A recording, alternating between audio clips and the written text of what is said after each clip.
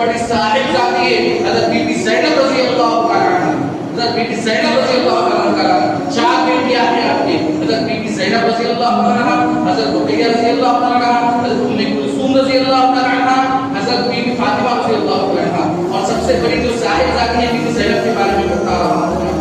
اللہ اکبر. میرے بھائی بہنوں کو جو اسلام دلا ہے نا, اسی طرح سے ہمارے باپ مسلمان, ہمارے دادا مسلمان, ہمارے پردادا مسلمان, ہمارے سے پردادا مسلمان, ہم بھی مسلمان. یہ ہم کو مل گیا ہے, ہم مسلمان ہو کر جی رہے ہیں. لیکن جس نے زندگی اسلام کو پھیلایا ہے ان سے پوچھئے اسلام کو کس طرح سے ملا ہے. صحابہ کو پوچھئے انہوں نے اسلام کو کس طرح سے پہچائی ہے. اور میرے آقا صلی اللہ علیہ وسلم نے آپ ہی نے صرف اسلام کے خاطر جو مصیبتیں جھیلی ہے وہ آپ ہی نے نہیں جھیلی ہے, بلکہ آپ کی جتنے بھی صاحبزادیاں ہیں انہوں نے بھی اسلام کے خاطر بہت ساری مصیبتیں جھیلی ہے. بی بی زینب رضی اللہ عنہا کے بارے میں آیا کہ آپ 3 مہینے کی پیٹ سے تھی, 3 مہینے کا بچہ تھا, 3 مہینے 6 مہینے کا پیٹ کا بچہ تھا.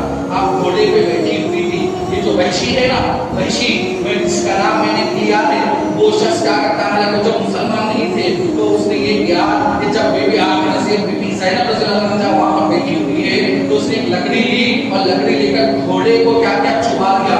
جیسا ہی چبانا تھا وہ گھوڑا بھاگتا ہوا گیا, وہ بھاگتا ہوا جانا تھا. بی بی زینب بیٹھی ہوئی ہے, اسی طرح سے وہ پیٹ کے بل گر گئی. جیسا ہی وہ گرنا تھا ان کے بچے کا بھی انتقال ہو گیا اور اس کی وجہ سے ان کا بھی انتقال ہو گیا.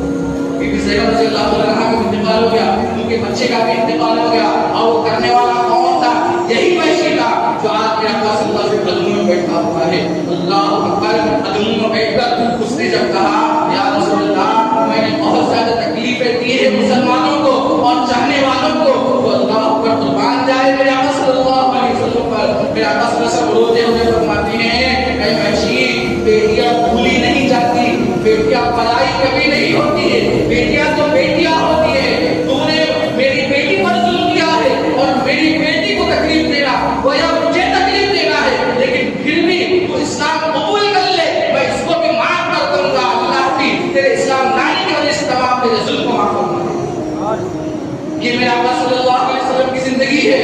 اللہ اکبر. ذرا سوچ کر دیکھیے کہ ایک بیٹی کا قاتل آپ کے سامنے بیٹھا ہوا ہے اور آپ سے معافی مانگ رہا ہے. رحم ہوتے تو کیا کرتے؟